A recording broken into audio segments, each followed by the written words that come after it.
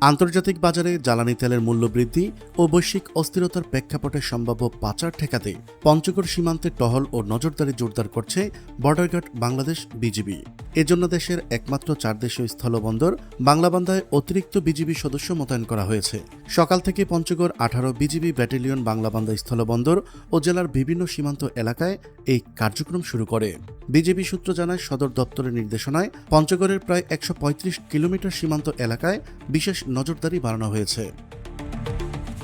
সম্ভাব্য জ্বালানি তেল পাচার ঠেকাতে গুরুত্বপূর্ণ পয়েন্টগুলোতে অস্থায়ী চেকপোস্ট স্থাপন করা হয়েছে।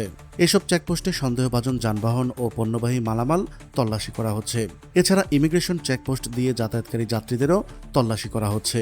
একই সঙ্গে সীমান্ত জুড়ে নিয়মিত টহল বাড়ানো এবং গোয়েন্দা নজরদারি জোরদার করা হয়েছে বলে জানিয়েছে বিজিবি। বিজিবি কর্মকর্তারা জানান, দেশের জ্বালানি সম্পদ সুরক্ষায় সীমান্ত এলাকায় সর্বোচ্চ সতর্কতা জারি রেখে দায়িত্ব পালন করা হচ্ছে।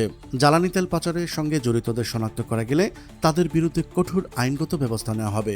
এদিকে জ্বালানি তেল পাচার ঠেকাতে যশোর সীমান্তে বিজিবির কড়া নজরদারি দেখা যায়। ট্রাকে ট্রাকে গিয়ে বিজিবির সদস্যরা পরীক্ষা নিরীক্ষা করছেন। অন্য কোনো উপায়ও যাতে প্রতিবেশী দেশ ভারতসহ অন্যান্য দেশে পাচার হয়ে না যায় সে বিষয়ে কড়া পদক্ষেপ নিয়েছেন তারা।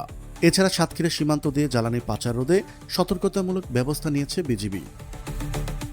ভারত বাংলাদেশ সীমান্তবর্তী অঞ্চলে বাড়ানো হয়েছে বিজিবি টহল। ভোমরা স্থলবন্দর দিয়ে বাংলাদেশ থেকে পণ্য নিয়ে ভারতগামী ট্রাকও তল্লাশি চলছে।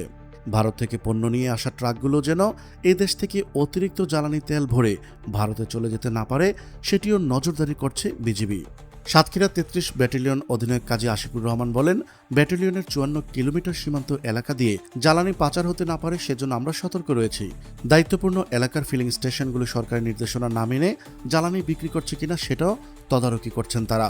প্রিয় দর্শক, আজ এ পর্যন্তই। দেখা হচ্ছে পরবর্তী ভিডিওতে।